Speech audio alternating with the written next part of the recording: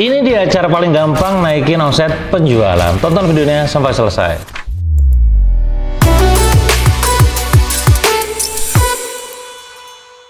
Jadi banyak banget di antara kawan-kawan semua yang selalu mencari tahu gimana sih cara naikin omset penjualan. Walaupun saya sudah banyak sajikan di berbagai macam video yang sudah saya bagikan di YouTube ini, dari mulai tentang framework omset, rumus omset, terus juga dari gimana 5 ways ningkatin omset berdasarkan step by stepnya gitu ya, dan masih banyak lagi. Tapi lagi-lagi selalu ada kawan-kawan yang tetap penasaran nih, Kang, gimana sih cara paling gampang naikin omset? Tentu sebenarnya walaupun gampang, bahasanya itu ada strategi tersendiri. Nah, poin paling penting buat Anda, buat pengusaha ataupun pedagang yang pengen naikin omset penjualan, Anda harus tahu dulu nih frameworknya apa.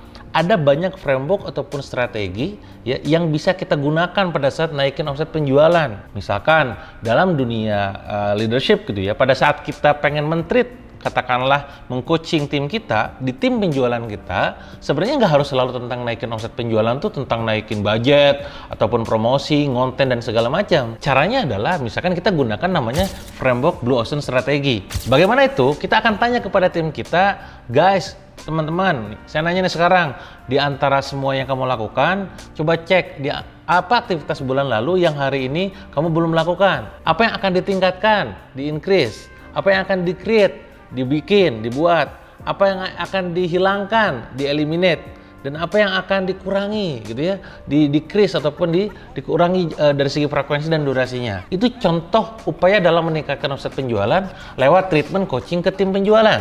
Tapi hari ini kita gak akan bahas tentang itu. Yang akan kita bahas di video kali ini adalah bagaimana Anda menaikkan omset penjualan, dan itu kenaikannya sangat-sangat ekstrim ataupun signifikan. Saya mau cerita bahwa di salah satu usaha saya yang bergerak dalam dunia platform, itu awalnya omsetnya itu cuma di angka 1 miliar, 2 miliar saja per bulan.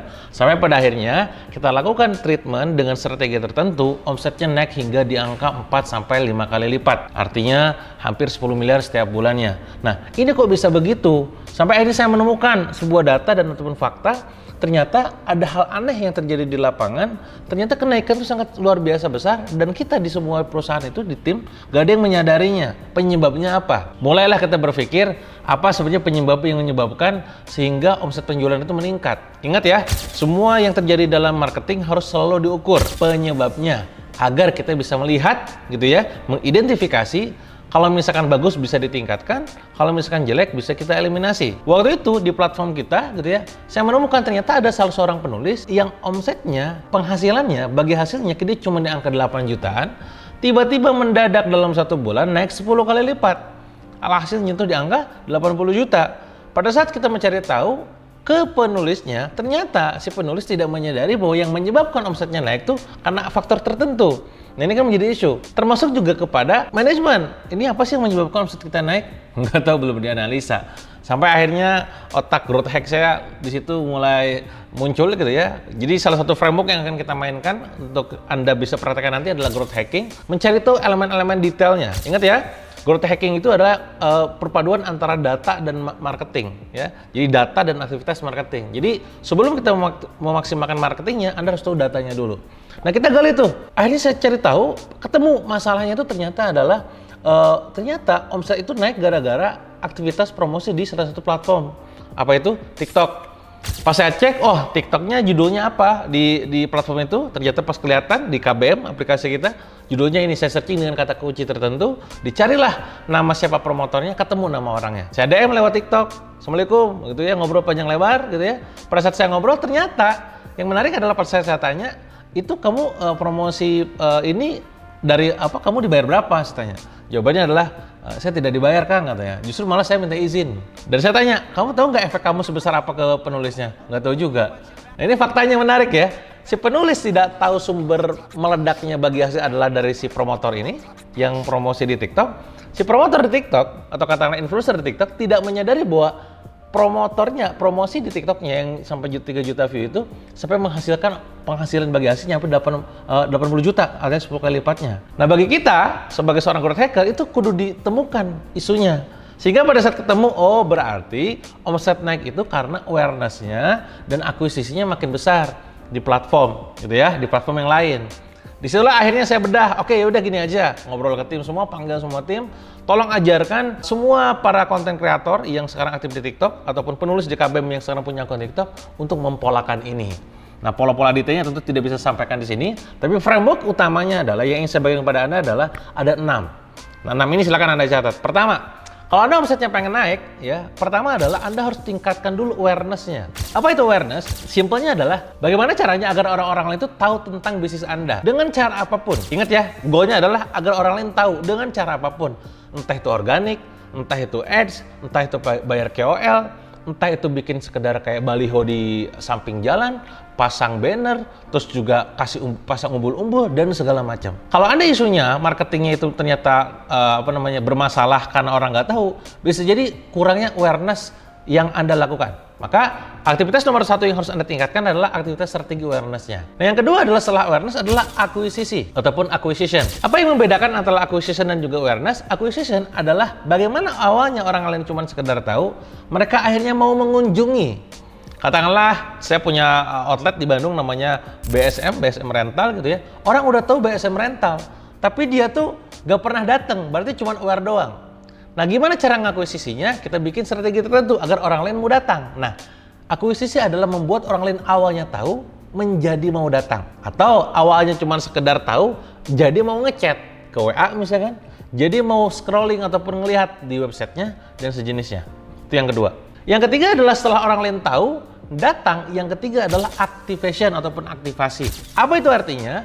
Gimana caranya orang lain yang awalnya datang ke toko kita, offline, ataupun ngechat ke WA kita, mereka teraktivasi dengan cara apa? Closing ujung-ujungnya. Artinya terjadi penjualan di sini. Pertama kali dengan transaksi walaupun angkanya nominalnya katakanlah kecil. Misalkan kalau di BSM cuma nyewa lighting doang ataupun nyewa kamera yang harganya berapa ataupun apapun lah yang harganya di bawah 200.000 misalkan. Itu sudah teraktivasi. Atau katakanlah kalau di platform saya di KBM itu orang udah download, gimana cara download itu bisa top up pertama kali gitu. Bisa dipahami ya? Itu aktivasi. Nah, tapi aktivasi saja tidak cukup. Maka yang keempat adalah revenue.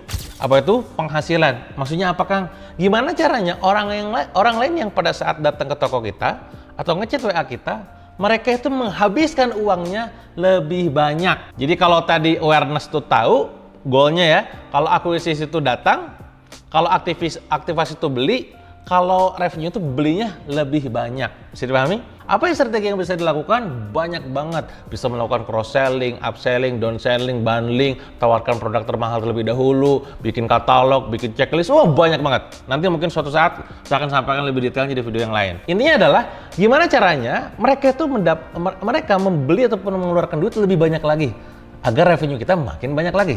Itu yang keempat. Apakah cukup, Kang? Tidak. Yang kelima, lakukan strategi tertentu agar orang lain repeat order atau bahasa lainnya adalah retention.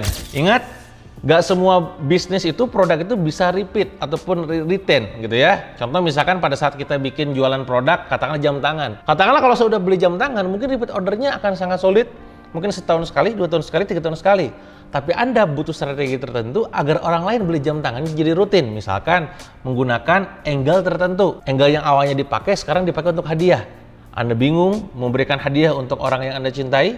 Anda bingung memberikan hadiah untuk sahabat terdekat Anda. Berikan jam tangan misalnya. Jadi kayak hadiah. Hadiah kan bisa tiap bulan beli. Bisa dipahami? Nah, itu contoh strateginya. Jadi gimana caranya agar customer itu, orang lain itu repeat order. Entah karena program yang diubah dengan usage-nya, penggunaannya, atau misalkan buat program yang namanya member card, atau program loyalitas, atau layanan service yang excellent membuat orang lain itu repeat order, dan masih banyak lagi. Itu yang kelima. Nah, baru yang terakhir yang keenam adalah melakukan strategi referral. Bikin gimana caranya customer Anda yang sudah loyal itu mau ngomong ke teman-temannya. Balik lagi contohnya di BSM Rental. Ini saya studionya yang saya gunakan adalah BSM Rental Bandung. Buat teman-teman yang mau nyewa alat-alat untuk syuting, monggo nanti kontak aja di tim di BSM Bandung gitu ya. Nah, menariknya adalah orang yang pada saat mereka udah nyewa produk katakanlah, mereka tuh sering ngomong ke circle-nya. Coy, lu kalau misalkan mau pakai buat syuting nih ya, lu gak ada kamera ataupun nge-lighting, kontak aja BSM Rental. Nah, ini kalau tidak diskemakan, sayang banget buat kitanya sebagai perusahaan di BSM atau buat dianya sebagai affiliate ataupun referral. Nah, maka penting buat Anda bikin sebuah program referral system.